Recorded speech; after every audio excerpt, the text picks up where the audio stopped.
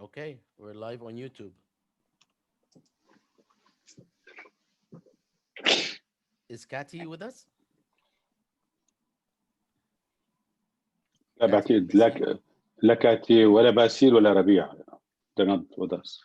لا انا معكم انا. سوري It's Cathy and هلا Basil. ما Okay. تعرف كثير بستفقدك دائما. تسلم لي على. Bassam, you're not showing up as live on YouTube. Let me know when you see it because it should come up anytime.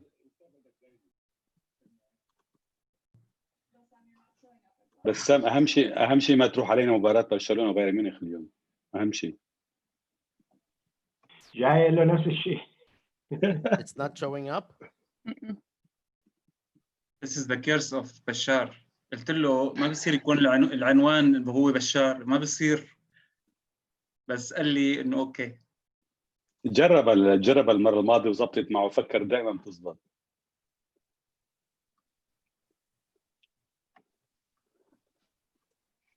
نزل ضغطه وسلامته. ايه انت بس مهمه على فكره القصه كثير.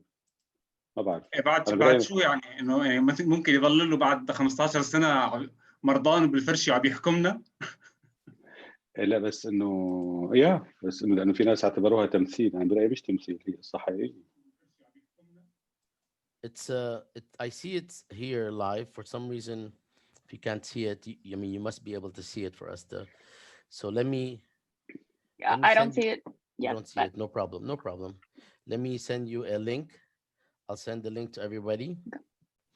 And let me know if you click on it. If you see it, then you can add it to Facebook and we're go. بدل الزوم يعني هذا شيء لينك ثاني غير هذا. No. You don't have to do anything. It's on our site. Okay. It's gonna go to YouTube. Okay. Okay. Yeah, the link works. Okay. I'll post it. And can you please email Katya and Basil and tell them to join Zoom? Everything is ready and we can start.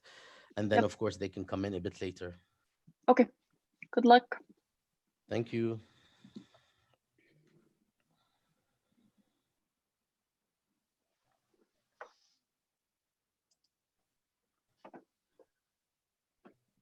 Okay, so we will wait until the link is on YouTube or on Facebook, and then we will start in just like 30 seconds so people can have the time to click. In case people begin to join in, so we are having this part 2 of 20 years after Bashar al-Assad's succession, and we are waiting for people to join YouTube because Facebook is not allowing us to broadcast. Perhaps Facebook has something against the topic. I am not certain. They did obstruct us promoting the event, by the way. I mean, weird, right? So that is not a good sign. But I hope that this is not going to continue to be the case. We are waiting for people to join the YouTube link because we switched to YouTube.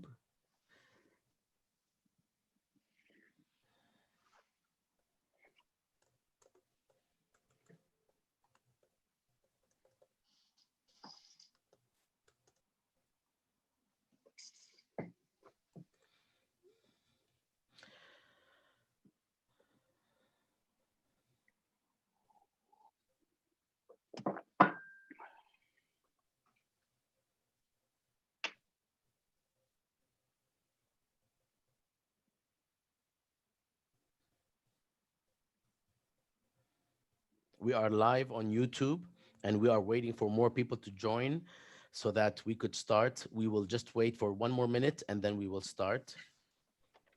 Hi, Basil. Is Katie joining us? Yeah. So you said we will receive a text message, so we were waiting for that. Oh, no. No, we're supposed to join right away. It's okay. It's no big deal. So long as we're here. We're waiting for 1 more minute because we switched to YouTube. So we are trying to get people to join. And at the same time, can I get your permission to record this, everyone? Thank you very much. Shukran. Apologies to everyone for the delay. I am not certain why we were prevented from um, going live on YouTube, also by Facebook, and also Facebook did not like our ad or our post on this topic. I am not sure why. This is quite odd, but we will begin in just a few seconds. All right. So, all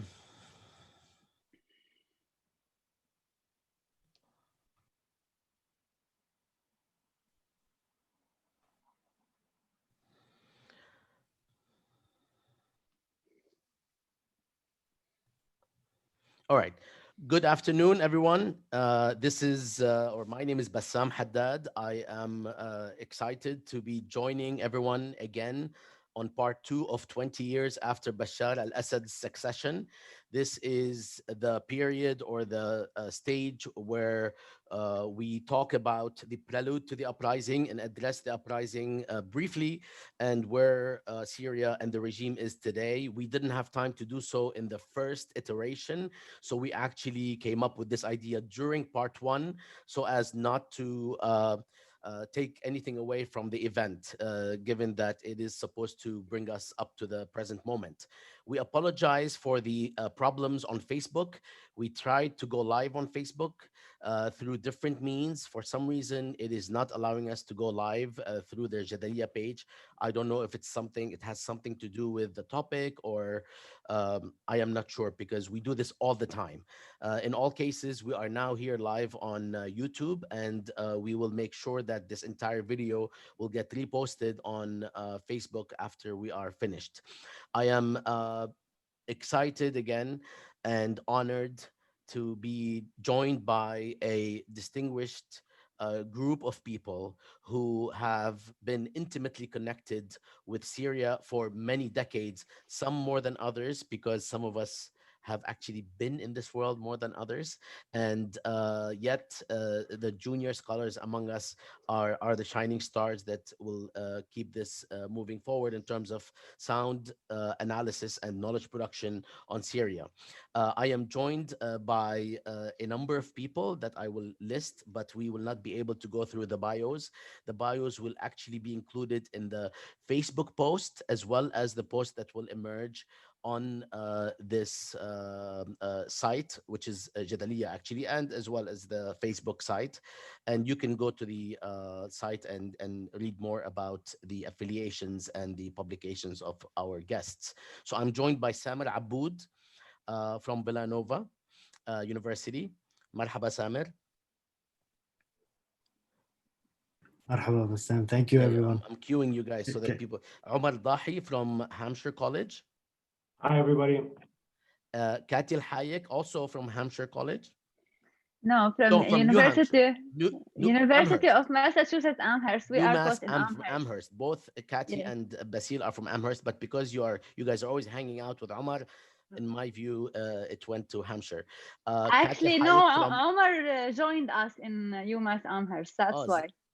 Omar, you Omar, changed your affiliation. This year. Allah la yuwaffiqni. Okay. All right. So everybody is at Amherst.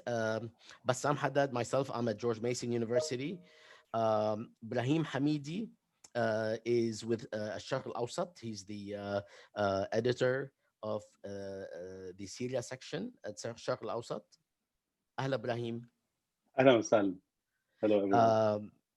Rabi al-Nasr is with the Syrian Center for Policy Research in Beirut. Marhaba, Hi Rabi. everyone. Marhaba Bassam. Ahlan. Lisa Wedin is at University of Chicago. Hi, Lisa. Hello. And Basil Zeno is also at UMass Amherst. Marhaba, Basil. Hello. Hi everyone. Okay, so I will not actually do too much of an introduction or a recap of what we have gone through the first time around. I will simply move to introducing this session. We have a lot of speakers and a few topics to address, starting with the prelude to the uprising and after. So I would like to first welcome everyone to this part two of 20 years after Bashar al-Assad's succession. 2 weeks ago, we held part one of this roundtable, and the discussion was rich, so much so that we were not able to get the final part on the prelude to the uprising and development since. We had agreed during the conversation to follow up with part two, and were delayed a week because of the horrific event in Beirut, which shocked so many of us to the core. And of course, it's still ongoing. We will link the video for part one in the chat on Facebook, as well as potentially here on YouTube. Today, we reconvene to complete the roundtable topics we set out to address. We will do so with more firepower, so to speak, with two additional speakers who are also co-editors of the Syria page on Jadaliya. I'd like to welcome them first, Rabi' Nasser and Samir Aboud. We are also joined by, as we discussed, Katil Hayek, Omar Dahi, Ibrahim Hamidi, Lisa Woudin, and Basilius Zeno. My name is Bassam Haddad, and I am one of the speakers, but I'm also moderating because if we invite one more person to this panel, we will run out of boxes on the Zoom screen. The topic for today is the prelude to the uprising under Bashar al-Assad and developments henceforth. In particular, we will begin by addressing brief personal anecdotes on the whereabouts of each of us when the Syrian uprising erupted, and move on to discuss policies and various social, institutional, and economic developments during the 5 to 7 years prior to the uprising, which is a focus of this discussion. We will address the uprising, but without getting too bogged down into the details so as not to let the topic colonize the entire discussion. However, we will address how the regime and other actors reacted to it and why it quickly became complex, how and why it was transformed into what many call a proxy war. There are other names for it. And we will end with all the speakers' assessment of where Syria as a country and the regime as a government, as a regime, as a state, stand now, and what might be some future prospects. To be sure, Syria discussions, even writing on Syria generally, especially if you a couple of years ago and back another 6 or 7 years, Syria writings routinely devolved into some form of animosity and hostility. We will avoid that here. We also ask those who wish to ask questions to do so as well. You can ask questions via our Facebook page or via the comment section on YouTube. I know of no family or group that was not at least somewhat divided along some line on the question of Syria since March 2011, which is why we keep saying Syria is complicated. But with the benefit of hindsight, fortunately, at the discursive and analytical levels, some of the gaps, not all of them, but some of the gaps are slowly closing. This is in part because of the realization that many seemingly deep divides were driven more by the urgency and intensity of the moment and driven by questions of prioritization of culprits rather than a substantive difference regarding who the culprits actually are. To be sure, there is some of that, but a lot of the conflicts actually have been more about prioritization among those who felt there is a need for a dramatic and radical change in how Syria operates and who runs Syria, and what sort of political system needs to be had, as well as a political economic formula. Nonetheless, the conflict is not over, and certainly the misery of most Syrians is palpable and continues to be so. We hope that this discussion will serve as a stepping stone for other conversations and thinking on what happened in and to Syria. Most of us cannot do much more than try to understand and engage one another. Don't get me wrong, there are some really problematic views out there too. I'm not trying to paint a rosy picture, both here in the United States and in the region, and of course throughout the world, about what happened from nearly all sides. No one is exempt. Often, what is missing, however, is historical and spatial depth, which we hope to continue to address today in our discussion. So I will jump right to it and ask that people share first and foremost a quick 1 minute to 90-second recollection of where they were and how they received the news of the Syrian uprising starting in March 2011, some say 15, some say 18. Please, let's not get into that frivolous discussion, even though it has important dimensions potentially. So I would like to start by asking the person who actually was there at the time. I am assuming the people who were there at the time, I'm assuming it is Rabia and Ibrahim. Am I correct? Yes, I was Lisa, you there. were there on March 11. Okay, and you guys were too. Oh, you know what? My memory. Okay, because we connected after you came. So everybody was there except Samar and I and Omar. Okay.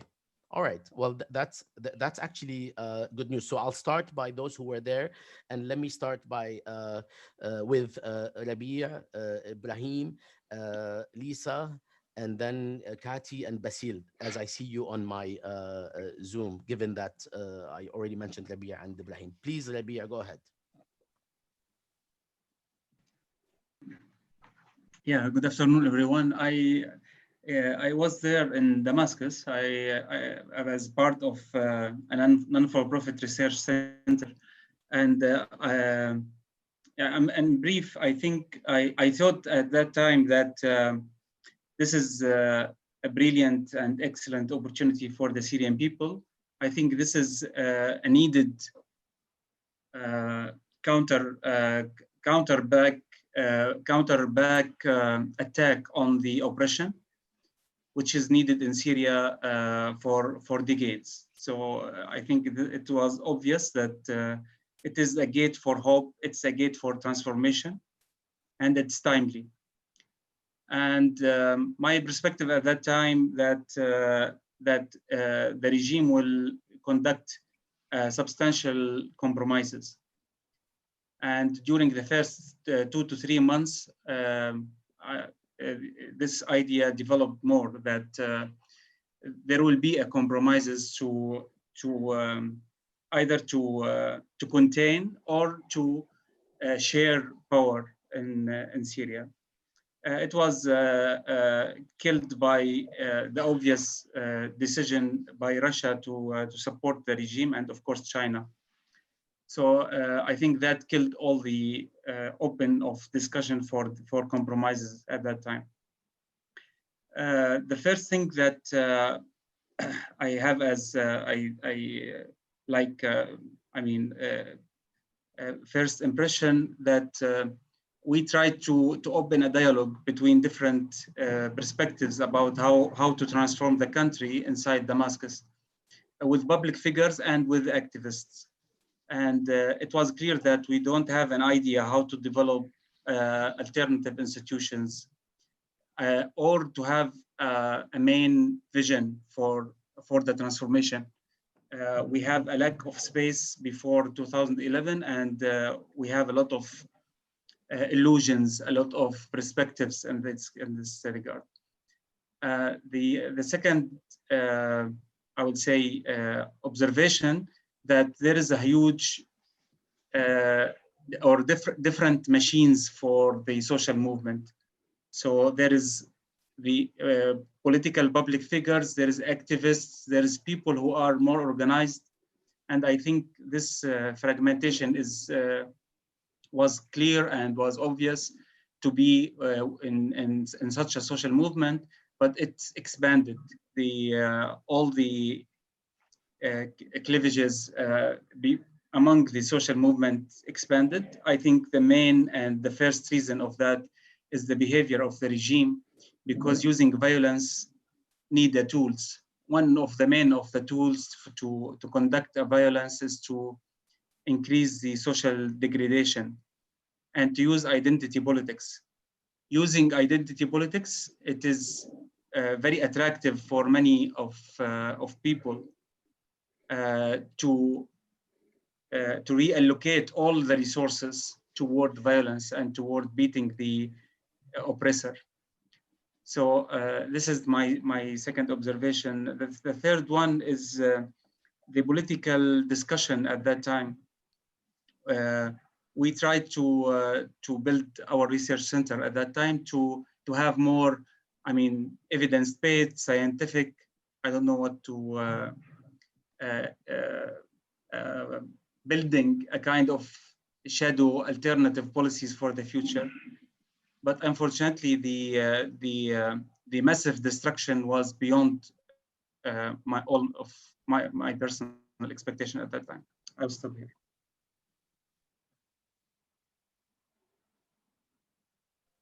Shukran, Rabia. Thank you. Brahim. Yes, hello everyone. I'll try to be very, very brief. By then, at that time, as everybody knows, that I was Al Hayat bureau chief, Al Hayat newspaper bureau chief in Damascus. So for me, I mean, from day one, actually even before the Syrian uprising or the Syrian demonstrations, I felt that something was going on, because for some reasons I was following what was happening in Tunisia, in Egypt, in other Arab countries. So I had this feeling for some reasons that this domino effect will come to Damascus. At that time, I remember I had a lot of discussions with different people in Damascus, people who were very close to the regime or to the government, people who were really even part of the opposition. And we were just brainstorming about and discussing what was happening in the whole region. A lot of people, to be honest, at least a lot of people at that time whom I met with, whom I discussed with, they were not really sure that something would happen in Syria. And Syria could be the exception out of the whole, what's happening in the whole Middle East. And if you remember, even some top Syrian officials said at that time that even, I mean, some of them were very happy with the collapse of the Egyptian president or the demonstrations in Egypt. Even some top officials were saying at that time, you know, we are different. Actually, even at the beginning, a lot of some Syrian officials were giving a lot of support to the Arab Spring, believing that this is going to strengthen the position of the Syrian government, because some officials thought at that time, no, I mean, actually, because we have this pan-Arab position, because we have good ties with the Palestinian opposition groups like Hamas, Islamic Jihad, because we had these ties with the whole, because we did not sign peace treaty with Israel. So because of geopolitical reasons, Syria would be different from Egypt and from other places. I think for anyone, at least, I mean, because, you know, as you may know, I'm from Idlib, I'm journalist, so I try to be connected with a lot of Syrians, with people on the ground. So I felt that they were wrong. They were wrong that they did not treat correctly what was happening within the whole society. You could, I mean, I had this feeling that like the whole conditions were very ripe on Syria for uprising or for demonstrations or for something. And then the Arab Spring was just the spark to push a lot of Syrians to go to the street and start to demonstrate. And then maybe we'll come back, but we'll come back to this later. And then at that time, you know, I was, in a way, I made this decision, okay, because it was very hard. Okay, what would I do? What shall I do? I mean, then after long consideration, long thinking, I decided just to stay as a journalist at that time, to try to be as objective as possible. I know it's very hard. Especially if you are Syrian, and especially if you are Syrian coming from Idlib. But at this time, I made that decision to stay a journalist, to try to be as objective as possible, to try to understand and offer service to the readers and to the audience. And I did that. And the other point that maybe I should mention, and then maybe we could discuss it even further later. I think, at least my actually 2 points. The first point is that I saw it firsthand that there were different views within the government, within the regime. Like some people wanted to be soft, some people wanted to be hard on how to address and respond to the demonstrations. The second observation, which is the last, is that, to be fair, because now I think some people don't get that point. At the beginning, at least for months, I would say until August 2011, there was a big support for the Syrian government, for the Syrian regime from different regional powers, international powers. I remember at that time, every now and then, every day, there was someone coming either from Arab Gulf states, from some Arab countries, or from even Western European countries, even from Turkey, urging the government to do reforms, to respond positively to what's happening in the country. And then I would say the turning point was maybe August 2011, when there was a big shift in the whole position in the in the Arab world and in Europe and in Western countries, where most of the countries started to distance themselves from the regime and started to apply more pressure on the regime. Maybe we can elaborate even more about these 2 points. Thank you. Thank you, Ibrahim. I would like to move to Lisa Waddeen. Thank you very much, and thanks for having me. When the uprising began in March 2011, I was living in Damascus on sabbatical and having just returned from showing my son the beauty of Aleppo. I left Syria toward the end of May. I'd been there 2010, 2011, by which time indications of the regime's intransigence and the troubles besetting a fractured opposition had, to my mind, already become at least somewhat apparent. And during the initial days of protest, I was both profoundly attracted to the revolutionary exhilaration people were experiencing and worried about the regime's reaction, what became the devastating violence ultimately that would shatter hopes of any quick undoing of the dictatorship. Among the eye-opening aspects of doing fieldwork in such tense and ultimately rather tumultuous times was encountering, as Ibrahim was just talking about, a wide divergence in people's views about what should or could be done politically. And among my friends, acquaintances, family members, colleagues, and interlocutors, some insisted on the immediate toppling of the regime, while others continued to declare their love for Bashar al-Assad and the First Lady. And in between, I found a range of opinion and emotion, all of it intensified by the excitement, anxiety, and humor, and anger, fear, and euphoria of the protests.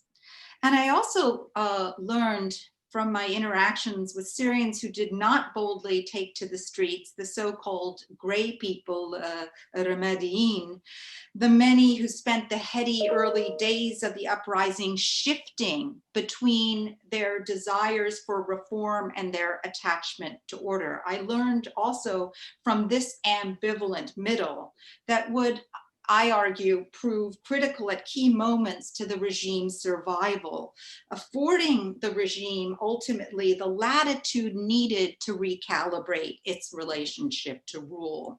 So my heart was with the revolutionaries. My head was thinking through more complicated worlds of attachment.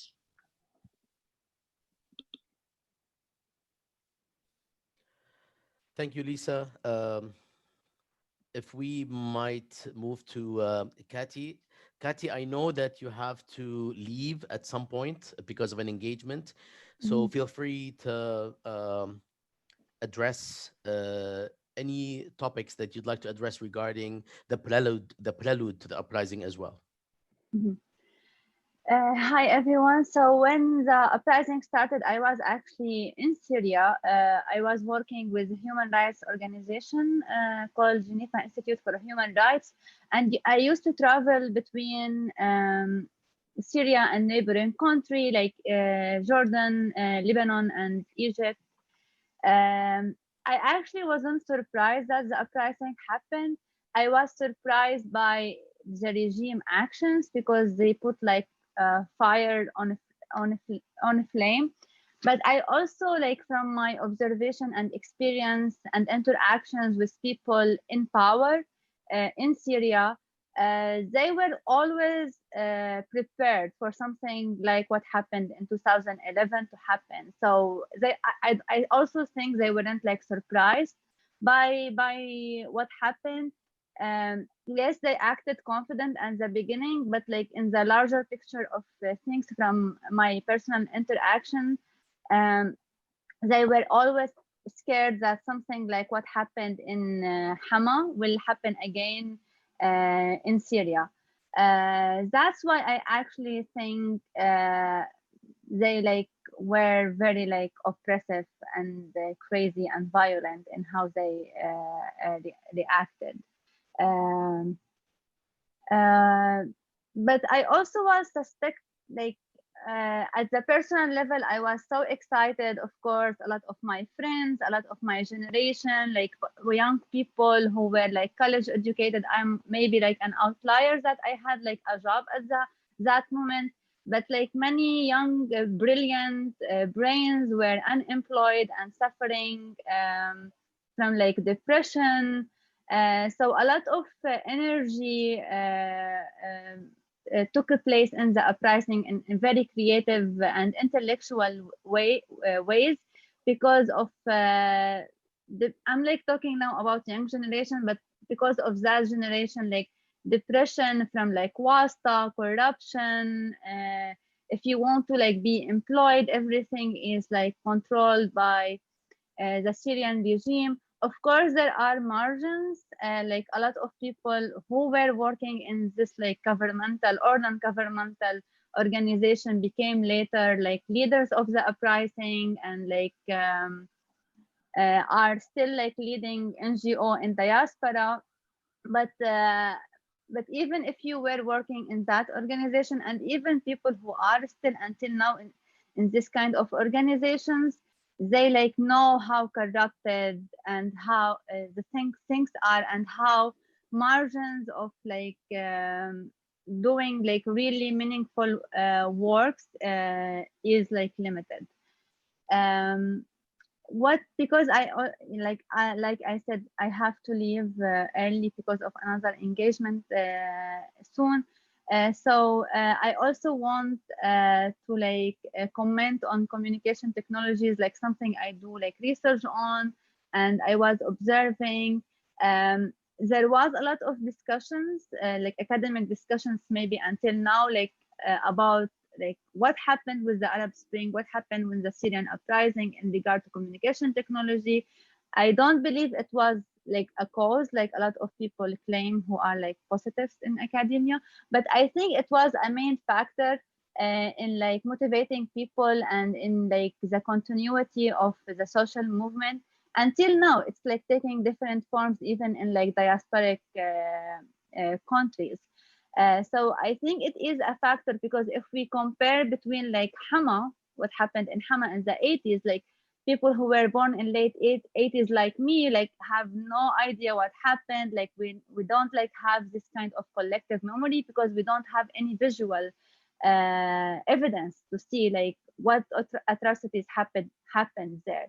But now with like everything is happening in Syria and in the uprising, and what motivated at the level of like the social movement, communication technologies, phones, social media played a role. And before the uprising, young people like negotiated dictatorship and all the censorship that was happening. Like I remember American friends were like doing some research, and they were like shocked. Like young people in Syria were updated with everything, because they have like ability to unblock everything that the government block. Um, so this like what now like I like to share. I actually like everything happened in 2011. I was like, I had a deep feeling that things were not like gonna solve, and it actually motivated me to come to the US and like look for a graduate program and to leave Syria. I always struggled with like going back and doing some humanitarian work, but I knew that the system of the regime, like whatever people like try to do, like non-violent social movement cannot survive with the mechanism of the violent actions that were happening. Thank you, Kati. Basil? Yeah, hi everyone. Yeah, it's been a while, to put it this way. So you ask two parts of question. First, our thoughts and where we were at the time. So at the time, I was preparing for my perspectives for my PhD dissertation in archaeology, coming back from the museum. So I went to visit friends in Jaramana, where all of them became activists. So we were watching the first video that was uploaded and circulated on media around the Umayyad, the 15 March protests. So all of us were excited. We knew each other for a long time, so we trusted each other. So we were watching that on Al Jazeera and Arabiya, and it was posted on social media. So our reaction was a mix of euphoria for serious change to take place in Syria on the one hand, but also a mysterious feeling that what next? And we the previous part was basically we covered some part of that. So we were it's an ambiguous situation, and so no trajectory. We didn't have parties and grassroots movement on the place where we can basically get connected. It's not like there's the kind of civil society that is active in Egypt and Tunisia. But to answer another thing, my reaction, I wasn't surprised for two reasons. What surprised me and others at the time was the departure of Ben Ali, who was the president of Tunisia, and then Egypt, and then Libya. So we were already alerted that something is happening and coming to Syria. And if you remember, there was an interview with Bashar al-Assad in Wall Street Journal, where he said that basically people don't just live based on food and bread, but they have dignity and they have, ideology and resistance and this narrative. So he was confident that the presidents there in Egypt and Tunisia weren't basically fulfilling the needs and in terms of ideology for resisting imperialism and something. And he thought that was sufficient. And the second thing is there were a series of small size collective actions in solidarity with Libya and Egypt.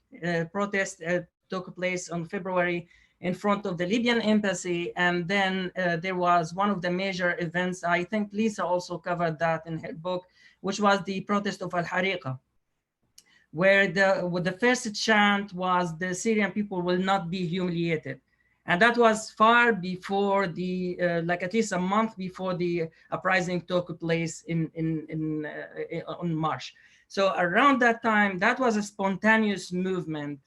Streets were blocked, but everyone was around the time, because I was in Damascus, we're talking about that very interesting, very appealing slogan that appeared. The second thing, and before, and I will conclude with that, is that if you remember, there was a Facebook page called the Syrian Revolution Against Bashar al-Assad. They posted a call for protest called the Day of Rage on February 4 and February 5. So 4 and 5 to take place in Aleppo and Damascus. I went there. Nobody was there with the exception of men in plain clothes around the parliament. And I went to a Rhoda cafe to meet friends there who were waiting for a moment. That didn't happen.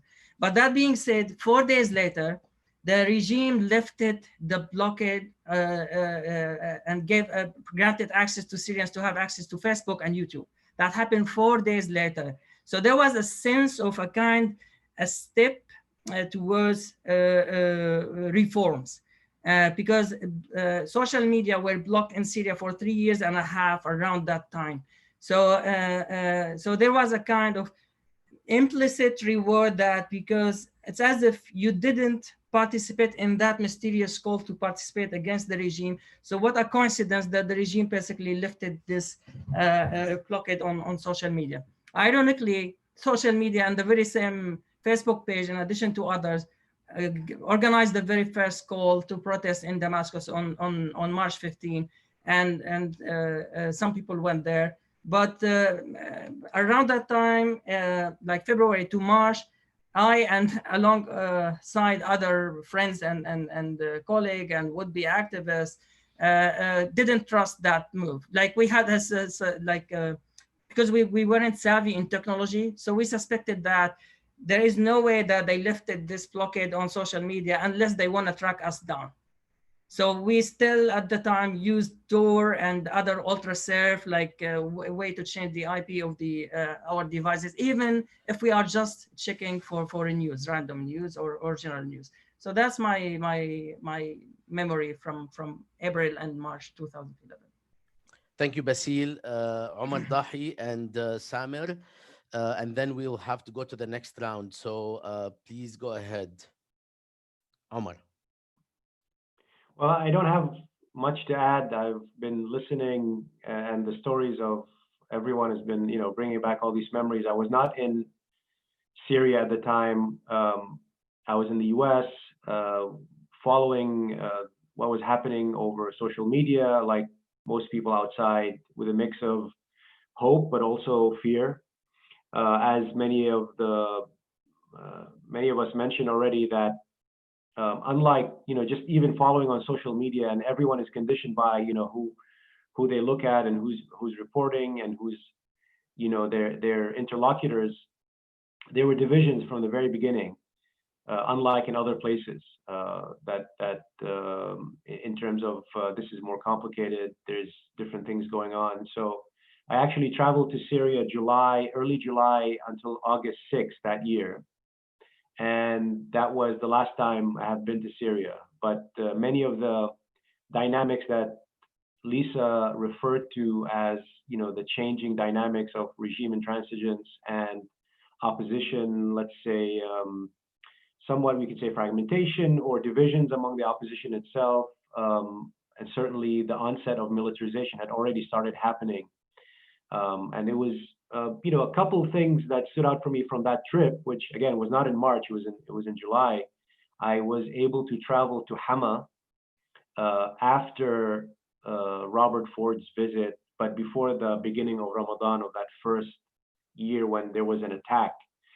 So it was probably the most amazing feeling I had ever felt as a Syrian, being inside the country, that the city was completely quote unquote liberated, not through weapons, but through basically the people's uprising in the city. So I think I was very lucky to see the best of the uprising, the best face of it at that moment. And I think a lot of that gave me incredible amount of hope. But at the same time, I was also, even during that trip and other conversations, I was starting to feel the divisions. I was starting to notice a lot of political repertoires that I thought were problematic on all sides, that I think hardened and continued to this day even. That mentality of the early uprising, or the sort of analytical frames or repertoires that were used, essentially became repeated throughout. And there was, in a way, far beyond that early period, a refusal to let go of that early period and not sort of see some of the changing dynamics that were happening in the country. I would say there was a lot of gaps in our knowledge about what was happening in the country. I think, to be honest and be self-critical, a lot of us had, emotional investments that I think to some extent analytically affected our outlook, to say the least. And I would take the same position again, because I think that hopeful position was the morally justifiable one, and I would do it all over again. But I think it did affect our analysis in many ways that are too complex, at least from a personal level, to go into right now. But I think that's what I remember from that period of time. I think there was a lack of knowledge about many parts of Syria. I mean, we didn't talk about the lead up to the uprising, but certainly in terms of rural areas, lack of studies or really understanding about the dynamics in many rural areas due to a focus on the urban urban centers, understandably, as many of us live there and we work there, and most of our friends were there. Um, Maybe in Brahim's case and in Rabia, because of their studies of or journalistic or sort of research studies, they had other knowledge of different areas. But I think that was a big gap in our knowledge. Um, yeah, I mean, I think that's what I guess I'd share for now, and we can talk more. Shukran, Omar.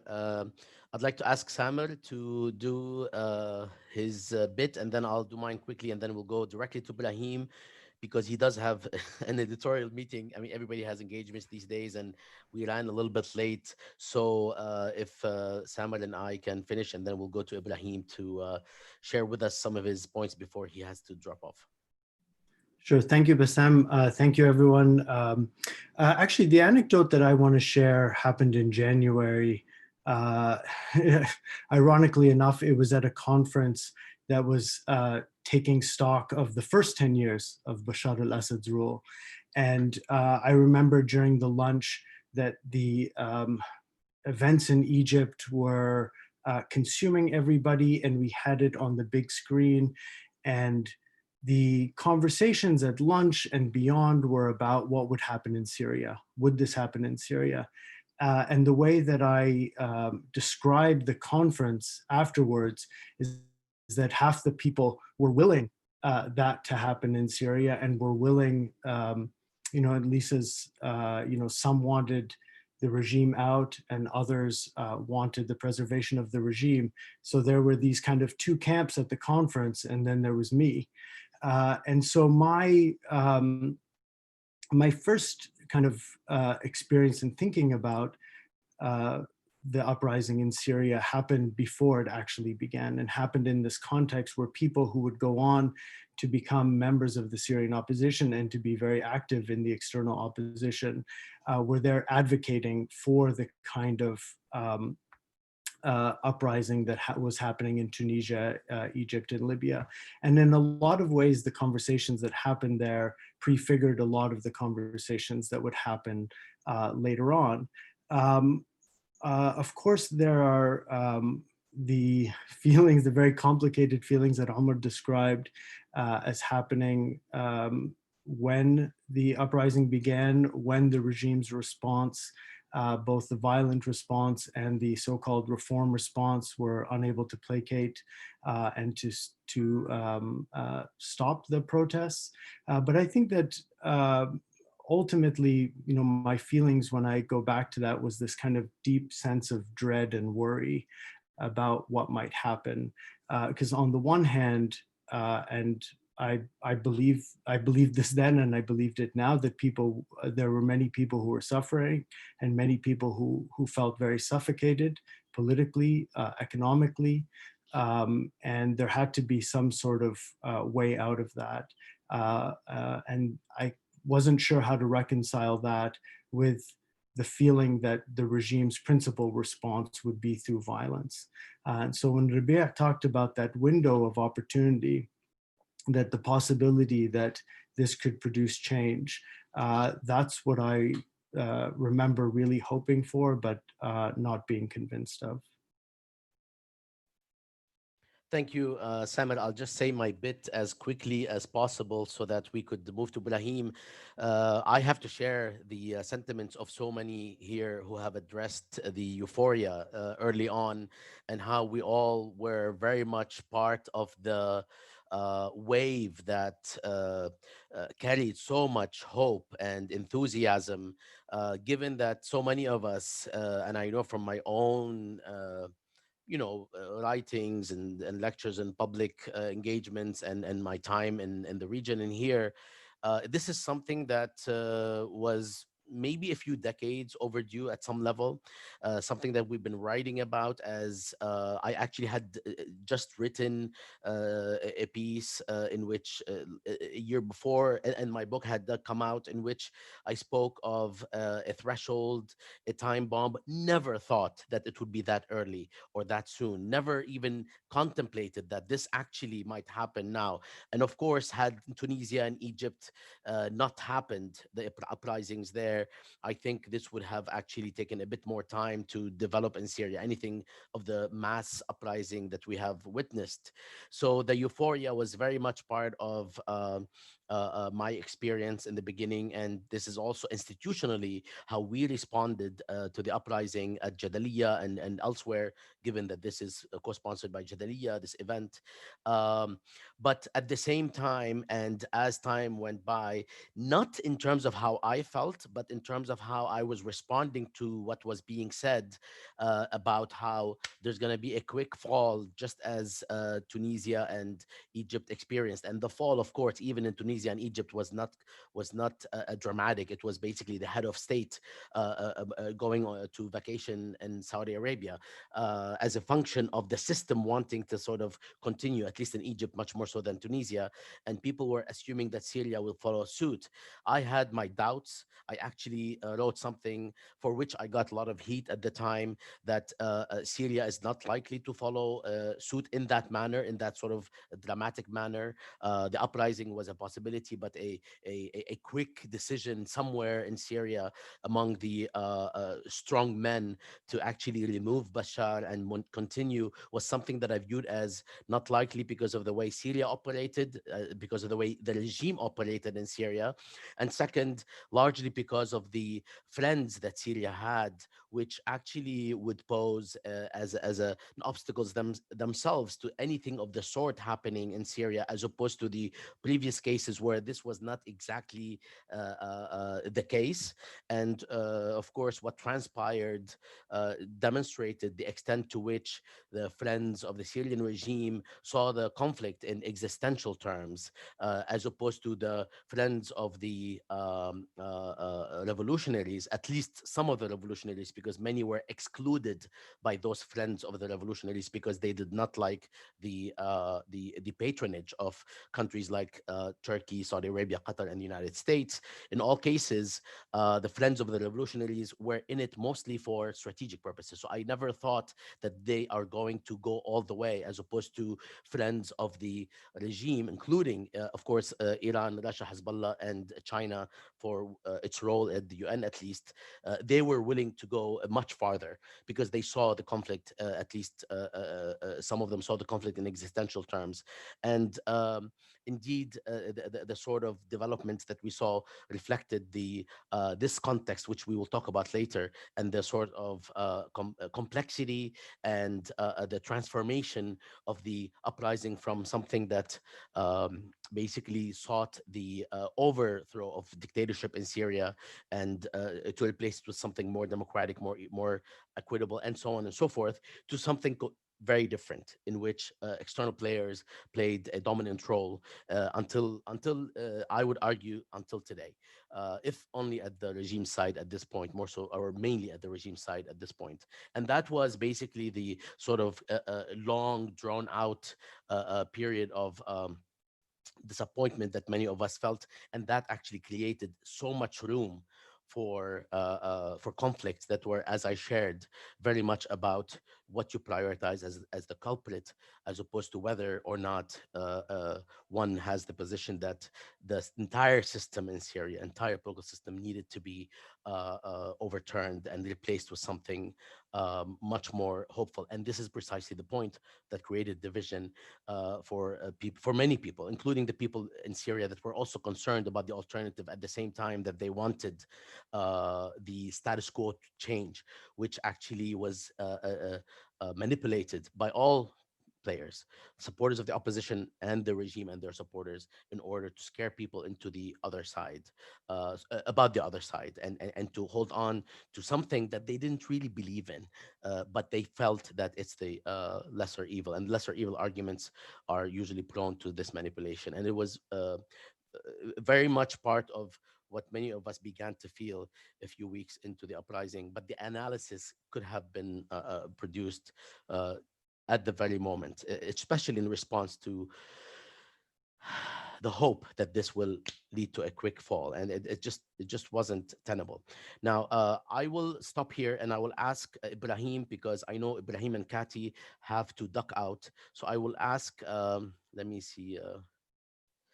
Ibrahim and Kati have to duck out, so I will ask Ibrahim to share with us uh, your thoughts before you leave on the prelude to the uprising. Why, besides the domino effect, besides what is called the demonstration effect that actually influenced how Syrians came together at a particular moment thinking about the same thing. But besides that, prior to even December 2017, prior to Bouazizi immolating himself, what were the events, developments, policies in the 5 to 8 years before 2011 that you think spurred or drove mass discontent or created more anxiety so as not to use causal language? You're on mute.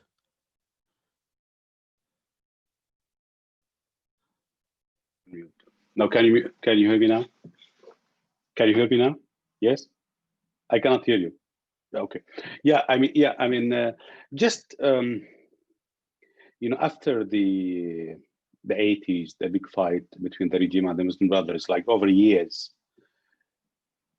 you could tell that there was this social contract established by Hafez al-Assad in Syria, which is in very simple terms I mean, for the majority of the Syrians, I'm not saying for the all Syrians, but for majority of the Syrians, there was this social contract, very simple, which is we had a strong middle class part of the public sector who get the basics needs in terms of food and salaries and related to their daily lives. Second, there was a space almost to everyone. There was space for the business community who had a role to play, maybe out of corruption, but they had their own shares in the pie. For the intellectuals, public figures, they had their own shares. If they can be critical of the regime, they can write their own creative novels, poets, whatever, as long as they are not involved in politics directly, they could be tolerated. There was a space for the Kurds in a way. Kurds were part of the parliament with other businessmen, with other independent MPs. So domestically, you could tell that there was this social contract in a way. I'm not saying like everybody is happy with, but at least everybody could live up with. Externally, I know you don't want us to speak about the external factor, but externally, there was this balanced foreign policy. As I spoke the other day, the previous session, Syria had good ties with Iran, with Saudi Arabia at the same time. They had good ties with the Soviet Union and then Russia and with the Americans, with Egypt and Turkey. So like, even externally, there was this social contract or at least balanced policy. What happened in the last 20 years or 15 years or 10 years, at least 5 to 10 years before 2011, this social contract, you could tell it's been finished, it's expired. Now, there was selective economic opening, where like most of the business community lost their shares in the pie. Just a few people, as I think one day Arif Darida said, maybe less than 1% of the people get 99% of the Syria wealth.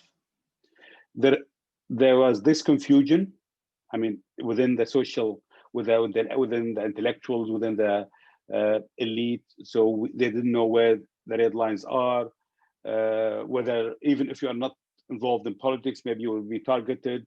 So some people thought that there would be big political changes. Some people thought that would be more accountability. So there was this social contract which is completely finished, expired, and there was nothing built in return. There was nothing new, not new deal, new agreement, a new contract being reached or offered by the government, which created, I think, created the reasons for most people to be angry. I will give one very concrete example. I think one day I wrote about it, which is one day I remember, I think most of you know the الكراجات تحت جسر الرئيس, which is main bus station in downtown of Damascus. Just one day I remember, like I just maybe few meters, like less than 50 meters away from the Four Seasons, where it's like the whole wealth of Syria, of Damascus was, just a few meters away, you would see poor people begging for money, asking for money. And you could see like this paradox, this contradiction is widening and widening in the regime. So I could smell, I could see that the whole conditions for Syrian people to revolt, to demonstrate, that all conditions are there. So just what we needed is just a spark. And the spark was, I think, the Arab Spring, or what happened in Tunisia and Egypt. So for me, to be honest, as I said several times before, for me, I mean, I was not surprised that the demonstrations started. And I was not actually surprised how wide it is. And it is, what was very interesting to me is that at the beginning, most people whom I spoke with, I mean, most people just at the beginning, as we all remember, just we were talking about basic things. I mean, they were not talking about big. I mean, it's important because most people were not talking about democracy or human rights or about like the big slogans. They were talking about simple things, about local needs, about like property laws, about they just, because all of them were affected by the unfair and selective economic opening which took place in the few years before, and just wanted to do something to get their rights back. Now, the other dimension is, which is related to the external dimension, is because of the whole main principle of the Syrian policy was based on being balanced between different regional powers, between, as I said, between Saudi Arabia and Iran, between Turkey and Egypt, between all of them. So the fact that over years as well, this changed a lot, especially, as I said before, especially after the war on Iraq, assassination of Rafiq al-Hariri, July war 2006. So gradually, Syria was moving much toward one bloc in the whole Middle East, which is Iran. So that was, again, another reason for some Arab countries and Europeans and the Western countries to use the tension within Syria, to use that Syrian thrive for change to turn that into a proxy war. And then, as we saw, then we all know what happened afterwards. I mean, quickly, after maybe 6 months, it's turned into proxy war, and we are seeing until now the effect of that as of today. So I mean, there are a lot of things to talk about, but I don't know. I mean, that's enough. Maybe other people will cover the other topics of the conversation. Shukran, Brahim. Thank you. Kathy, unfortunately, hopefully you can stay with us and we can talk a little bit more. We will talk about the actual uprising and the external intervention, because external intervention is what, in many ways, marks the Syrian uprising much more so than most others, even if you consider Yemen and Libya. But before we do that, let me just say that because of the time constraints, if it would be great if we can all limit our answers to 2 to 3 minutes. Feel free to have a clock in front of you, or your iPhone, or your whatever other people use other than iPhone. I mean, ما بعرف these days. Please, let's try to do that so we could actually finish by 2:45 p.m. Eastern time, 9:45 p.m. Lebanon, Syria time, so that we could leave a few minutes for questions and answers, because we have a hard stop at 3 p.m. Not for the Barcelona game, but because very many of us here do have other meetings, and I do too. So we have to be a bit more concise with our comments. So let me go back and let's start with just I have to. Sorry, go ahead. This is Ibrahim. Thank you so much, everyone. I'm really sorry again. I have to leave early before the editorial meeting. Thank you. Okay, شكرا إبراهيم، شكرا كثير. ربيع لو سمحت، فيك تلخص لنا أسباب ال Can you summarize the Syrian uprising and its background in 2 minutes? No, I'm joking. Go ahead. Yeah, less than that. I think there is a kind of accumulation. First, the regime smashed the society in the 80s, not just Hama, because there is killed all the public space in the 80s, choose the security services to lead the institutions on the aggressive way, engaged in many conflicts internally and externally, which is against the population will, which make the country in a very miserable situation. And I think the regime forgot about that in the 90s. He or she, the regime, forgot that there is a smashed society and there is a lot of anger and aggravation within the society. The second issue, just to mention some specific point, in the 90s, after the collapse of the Soviet Union and the want for openness, they increase the inequalities. They keep a huge corruption, especially after the increase of light oil production. So there was a huge kind of openness to the Gulf crony capitalism, and we can add this to the internal one. And the context changed. So if you are leading by absolute oppression in the 70s and 80s, the situation in the region and in the world changed in the 90s, and you keep the same decision making. And I think this is a very important issue, which is in the 90s, there is a lot of promises that there is a reform.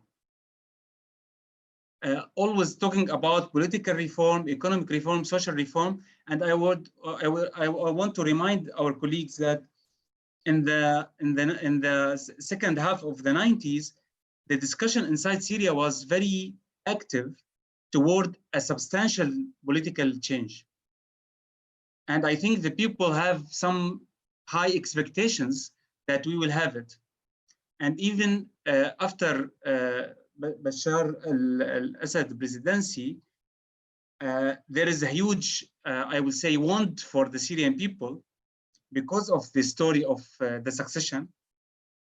They forgot about this as well, and they forgot about the reform. The political reform and the Damascus Spring smashed as well, and we start to talk about socio-economic reform. They forgot about that in 2004 and 2005. A lot of expectations about political transition from the people's side, countered by a rejection of any kind of reform, just openness for more elitist economy, with giving the huge opportunities for the new elite, which is around the, I would say, the core of the regime. So I think increasing inequalities, continuing with the oppression, increasing the corruption and legal system and the administrative authority lead to a huge frustration. And I will just express this in this way.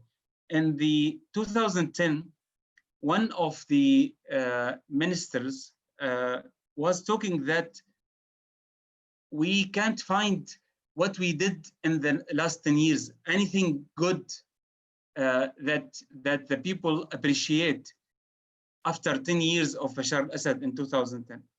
So I think, and from my experience in the 10th five-year plan, they closed it before we start to implement it. Just was during the preparation phase. But the problem that after the evaluation of this 10th five-year plan between 2006 and 2010, all the institutional reform stopped, and they actually conducted the opposite of it. I think the core issue here, that lack of vision, that those people or this society will tolerate or will accept or will continue with this same of, I would say, theoretic oppression. It's more than a kind of related to middle age, that introducing the IT and import the luxury goods as an openness, and while closing the public space and political participation. I think this is lead to substantial social movement against the regime, from my point of view.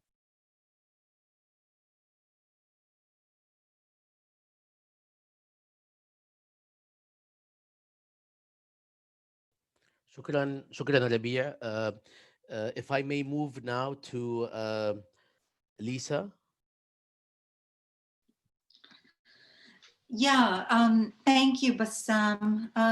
So in response to your question about the factors that spurred mass protests and thinking outside the paradigm of the domino effect, you know, it is tempting to look to the economic, political grievances and the contradictions of neoliberal autocracy to account for the protests.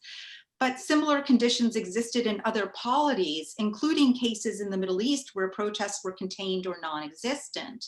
So I do think there was a demonstration or domino effect, with Syrians watching nightly, those in Tunisia, Egypt, Yemen, Libya, and Bahrain, but particularly Egypt and Libya, taking to the streets in unprecedented numbers. But as you say, Bassam, the demonstration effect was more relevant in some countries than in others, and it's certainly not the whole story.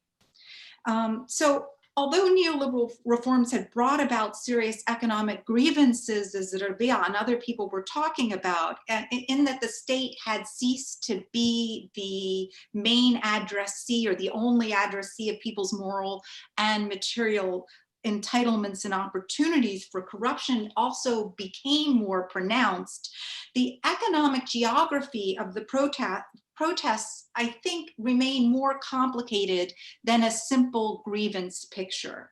So the conventional view, as most everyone here knows better than I, because I'm with wonderful political economists, so forgive me here, but so the conventional view is that the conflict between the haves and the have-nots motivated the protests, with the affluent parts of Damascus and Aleppo declining to participate. And what I want to say here is, on the one hand, there's some evidence to support this explanation, but it's partial. Activists on the ground at the time were saying that the highly touted demonstrations in affluent parts of these big cities drew their crowds, as we know, from adjacent poorer areas that had already been engaged in rebellion. And moreover, and I think Bassam mentioned this last time, there were citizens in drought-stricken areas of the countryside, in less prosperous towns and cities outskirts, as Ibrahim mentioned, populated in part by rural migrants, and in the distinctly poorer parts of well-to-do neighborhoods, who were remarkably resolute in waging opposition, both peaceful initially and armed, often at tremendous bodily risk. However, and this is my main point, on the other hand, the onset of protests does not reduce neatly to this sort of economic determinism. So, economic data before the uprising suggest a more complicated picture of both prosperity and hardship, including important, as I think I mentioned last time, countervailing tendencies of inclusion and exclusion, such as continued subsidies for basic foodstuffs, healthy economic growth in some areas, and a rise in foreign direct investment in others, all of which offset the bleak picture focused on a reductionist economic analysis. And nor were the places where the uprising began the hardest hit by negative developments. So the demands expressed in the early days of the uprising were not simply or even primarily economic in character in many places as well, something to consider. Neighboring areas also with similar economic grievances had fundamentally different reactions to the protests, even in one municipality.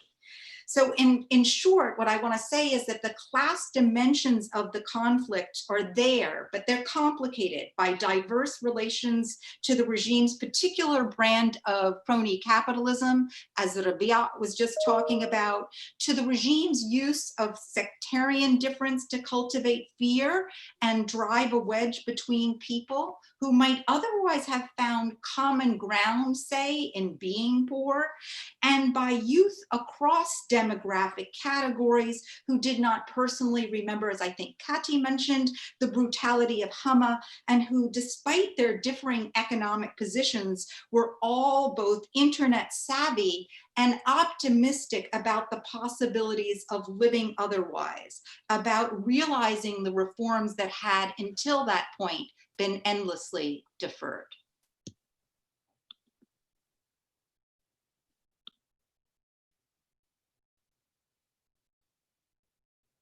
Thank you, Lisa.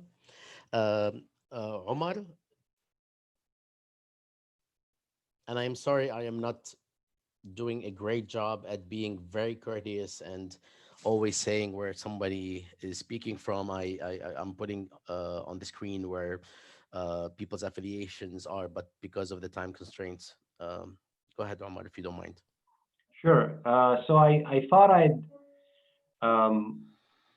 given what I think, what Lisa mentioned and others mentioned, focus on actually something that I don't think was a factor in the uprising, or an explanatory sort of narrative out there that, in the same vein as questioning deterministic or mechanistic linkages between pre-2011 and the uprising, in the same vein as Lisa did, and I agree with a lot of what she said, but I'll focus here on the question of drought and the uprising, which is really an interesting narrative that took hold in ways that were quite fascinating, because it was tied to broader narratives mobilized around the so-called security climate change nexus, which is the idea that it's called a nexus because it brings together lots of groups, organizations, parties that you don't necessarily think would come together normally. So they might include environmental activists, defense think tanks,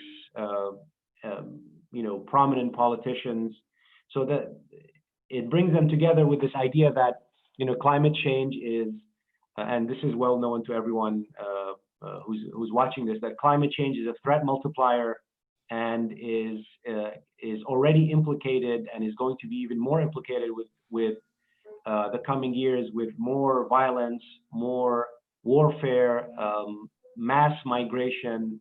And Syria seemed to be the perfect case study for this, or at least for many of the people who were working in this field. So after 2012, there were a series of short articles that were published. Mainly, there was one in 2012 by Femia and Worrell, and then a couple of years later by Peter Glick and others, that essentially tried to make the case that Syria was a perfect example of a drought-induced, climate change-induced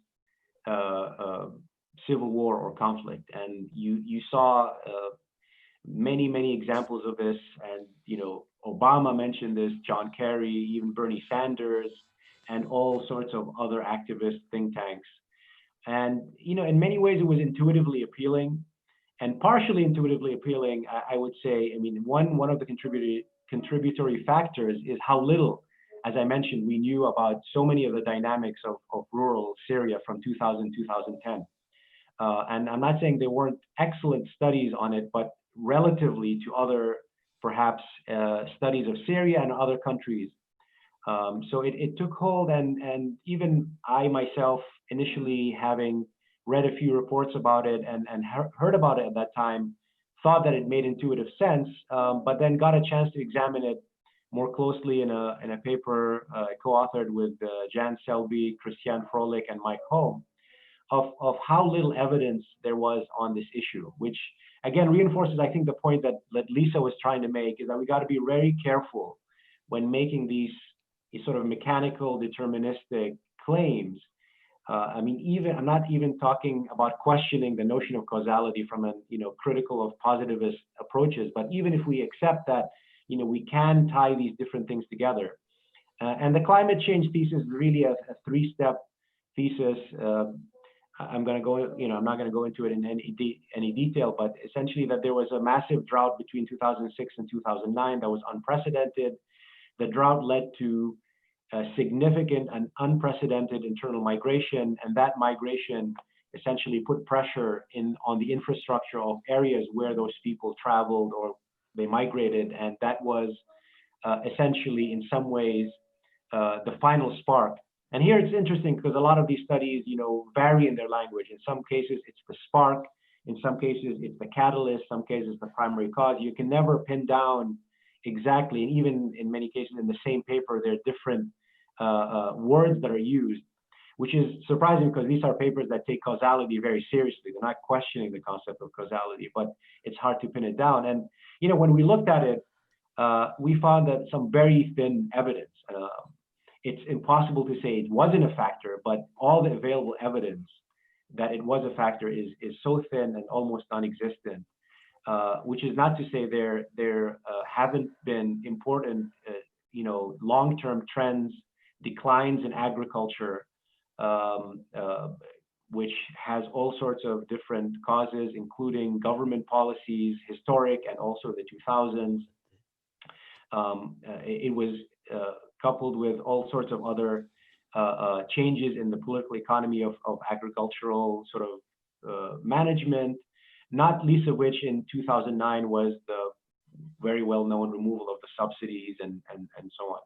So I think, when we talk about lead up to the uprising, I would just again mention this as an example of being careful about how we discuss these different narratives and causal factors, and the call for more evidence-based analysis of actually what's happening in the country. Thank you, Omar.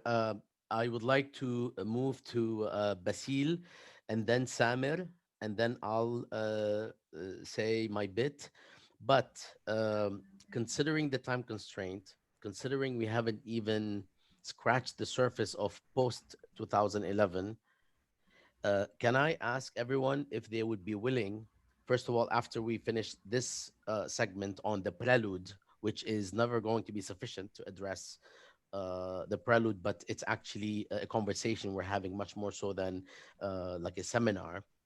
May I ask everyone to let me know now, live, if you would be okay with doing the last part another time under the title the current moment. Of course, the title that we have, but the subtitle being the current moment, where we actually catch things up to the current moment. And by that time, by hook or by crook, we would have resolved the Facebook issue. We'll go back to Facebook because it's where people thought this was happening, and we will take questions then. So we will make it sort of a shorter bit, and then we'll open up for questions. Or let me say, does anybody here object? This way you will be shamed in public as to not wanting to share your knowledge with people. No objections? Omar, usually you're the one who says something extremely modest about Well, these things. I say it because the other people have been bullied into silence. I'm Yeah, yeah, I articulating know. their. You're the revolutionary. So you have No, to take this I would shut say this that's a down. great idea, and in fact, I would also point to the essays or the essay that we produced on Jadaliya about the current moment when we invited everyone to participate, where I think we could maybe start that as a launching point.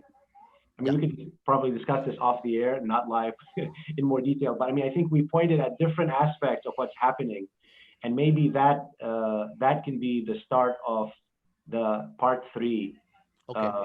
Exactly. of I was next going to Thursday. share that this essay titled Engaging Syria Today is what all of us here, plus Kati, literally all of us here, plus Kati, as the Syria page co editors on Jadaliya, have put together a couple of months ago, which actually we could even, if it's possible, we could actually put it on the Facebook feed because this is where people are going right now, but we will also do it again. It actually does say that. In fact, we could actually read it to everyone instead of meeting, but I think meeting will be good because we need to catch up to the post 2011 period and then go into the current moment. The current moment is an important part, but I'm not sure if it's going to take as much time as the other components. So I'll stop here. I'll ask Basil to give us his 3 minutes, and then Samir, who is also with us, to give us his 3 minutes. I'll give my 3 minutes, and then we will break right before 3 p.m. With another extension of my apologies for failing to broadcast on Facebook today.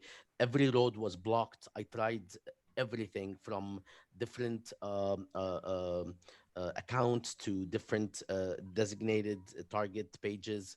I am very sorry about this. I have no idea what happened, but this is the new world that we're in, and these things are happening. So, Basil, there will be a chime at the 3 minute, 30 second, 3 minutes and 30 second mark, and it will be annoying. Um, the chime. So we have to do this so that we could get our bits Yeah, before sure. 3 p.m. Okay, so I'll be quick. I will agree. It's very conceptually and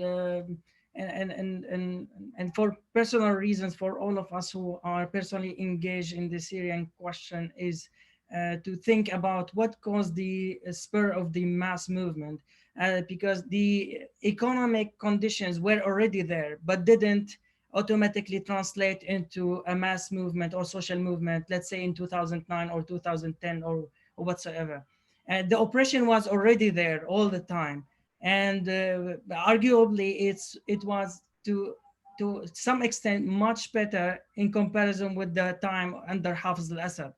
So this kind of new liberal autocracy basically is use new kind of governance and creating new subjectivity with the hope. And in the first part, actually, I just remember something. I used to think that fancy restaurants in Abu Ramana and Malki were no for us. And I came from lower middle class. But then, and around that time, after Bashar al-Assad, we started to see proliferation of restaurants in Bab Touma and Bab Shari, where many actually college students used to go there. Sometimes we share. So that gave us a kind of sense that there is a kind of slightly economic improvement for us as a new generation coming from college. So the first shock, actually, when we graduated, I continued graduate school, but like only dozen of people who found a job and hired in their field. But the overwhelming majority ended up unemployed or tried to do something else. So why I'm saying that, because it's interesting to draw attention to the context within which the regime or the circle inside the regime thought that their failed policy of liberalization of the economy, exacerbating the gap between the rich and the poor, were a factor. So I want to draw your attention to the period between April and May 2011, where the regime tried to assuage the people by issuing a series of quote unquote reforms. For instance, they offered to hire 50,000 young employees in the public sector, which was already bloated in terms of bureaucracy. And they offered a huge investment, increasing subsidies, lifting wheat procurement prices to support agriculture, and also the announcement of reviewing the recently at the time signed a free trade agreement, which means in a sense that they reverse almost every single step that they changed, which was in place under the previous socialist system.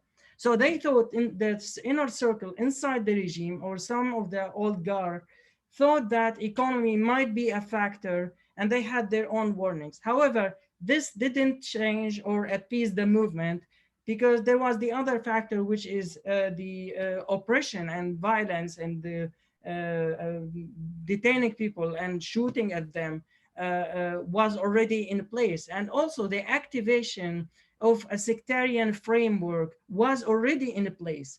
As far as I remember, in March, April, rumors, and Lisa did an excellent job in actually documenting the conceptual framework behind that.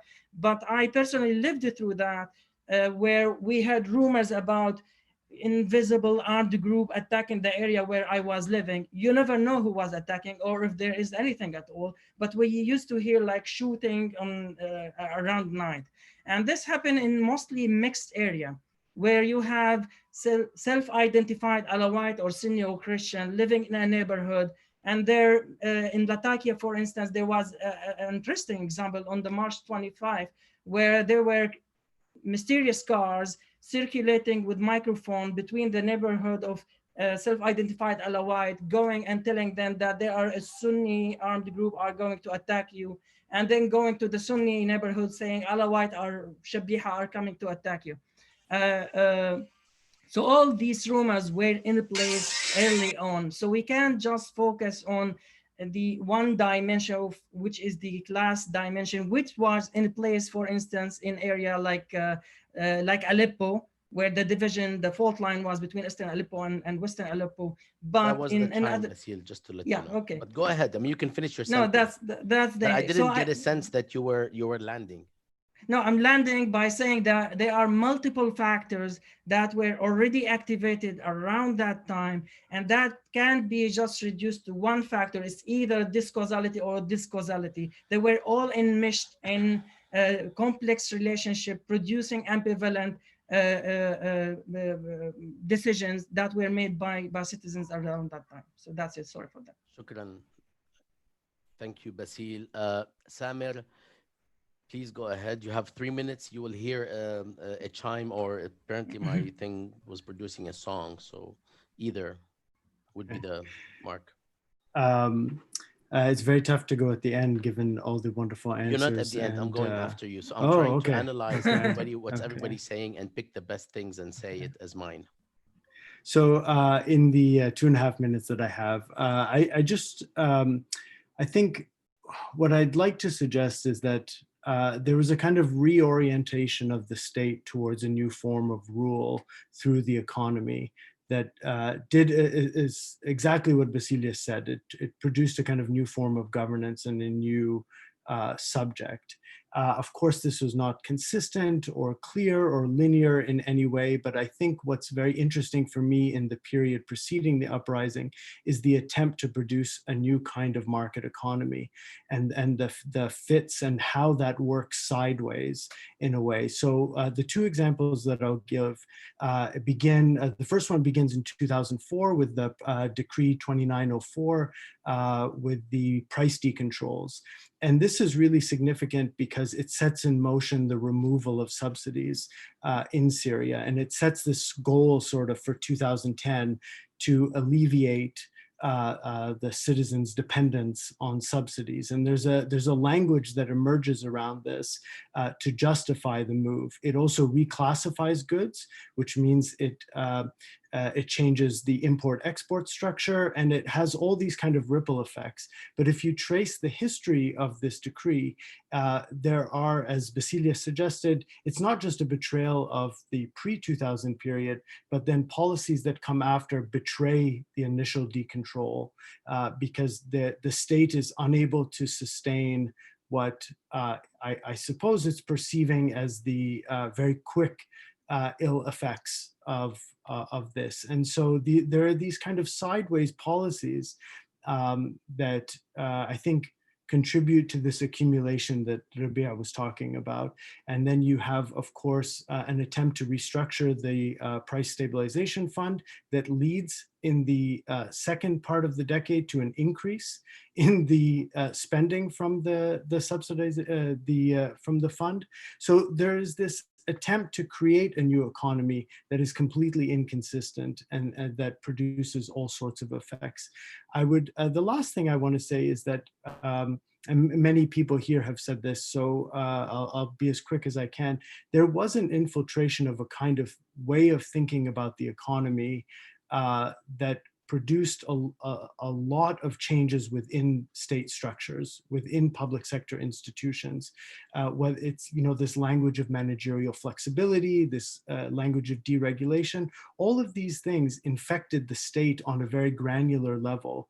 And I think that that's missing from a lot of our analysis. So if you take the 2010 labor law that was passed, the whole way in which it was justified was through this discourse of flexibility. But my understanding is that it has a 4-year history where it's debated within state institutions and within different centers of power within the state.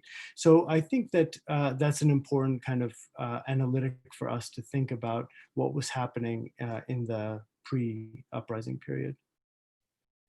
Thank you so much, Samir. You are perfect as usual. I am actually going. I'm actually going to go last right now, and then we're going to close. Unfortunately, in the spirit of the topic of our webinar, we're not going to have any discussion.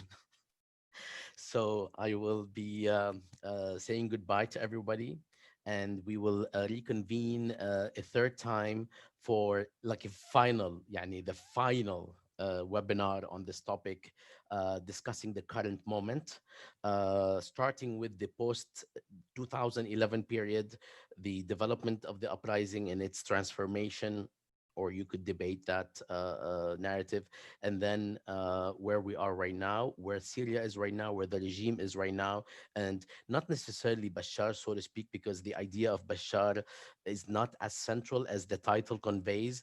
It's 20 years after Bashar's succession, so it's mostly a marker rather than a designate sole ruler.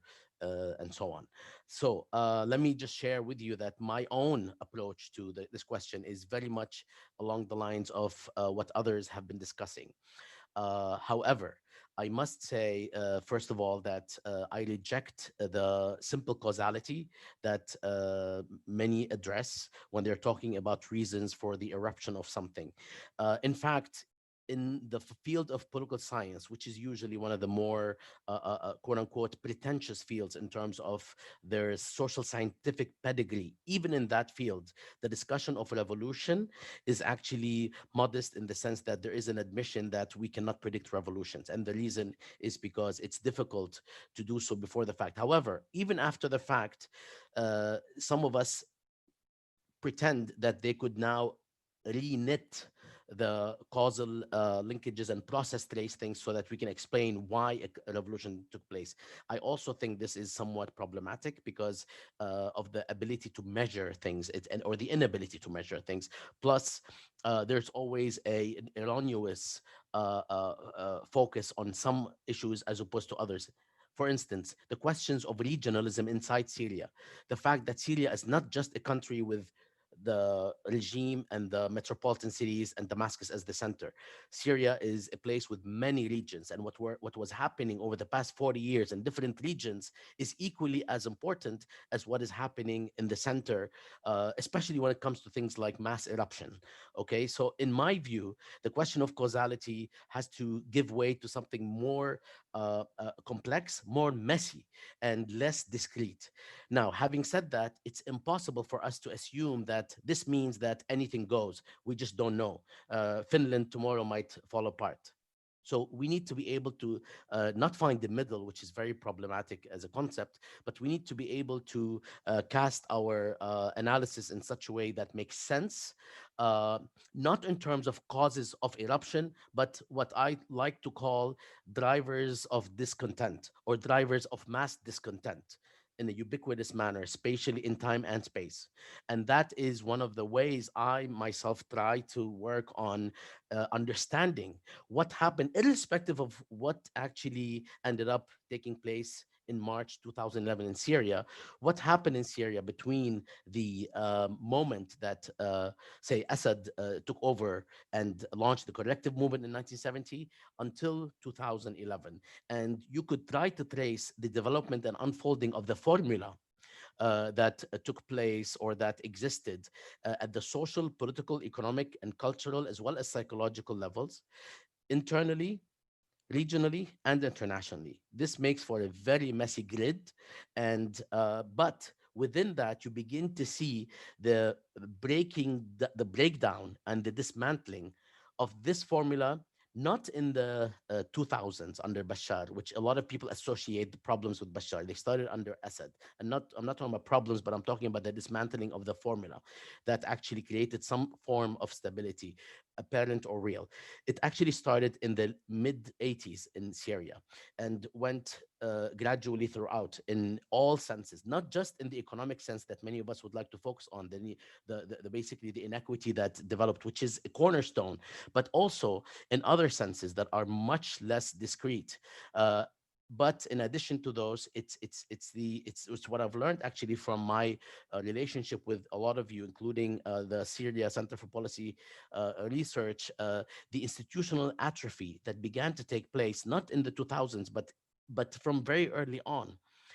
All of these factors are important to look at, not to explain and understand why an uprising took place or why a revolution took place or what have you, but to understand how mass discontent began to spread in such a way where there were very few positives on the other sides of the ledger, including some sort of economic and well-being factor that would actually make people think twice about going to the street. Even that, on top of the oppression, was stripped from people across these two last decades. But that explains discontent. It doesn't explain the jump off to mass protests. And we can discuss this more, but I'll stop here because it's 2:59. I did my 4 minutes, 3 minutes, because the first minute was a wrap up. Thank you all for being here. I would like to ask if anybody wants to say anything as a last word, like literally, before we leave. Rabia, Nasser, thank you so much. Thank Basil you. Zeno, Thank thank you you. so much. Samer Aboud, thank you so much. Omar Thank Tahi, you. thank you so much. Thank you, Isar everyone. Din, thank you Thanks, so much. And Hassan. thanks Thanks, to Katil everybody. Hayek and Ibrahim Hamidi for joining us. We will reconvene next time. And we do want everyone to be here. We will try to do it in such a way where we actually cover all grounds and allow for time for people to speak. Thank you all. Sorry about the Facebook Thank you. complications. Thank We will you. Thank reconvene. you. I hope this is the worst of our problems, that we had a few minute delays in terms of broadcasting. Shukran, shukran, salam. Thank you, everyone. Thank you. Bye. Bye. مع السلامة. باي باي. Salam.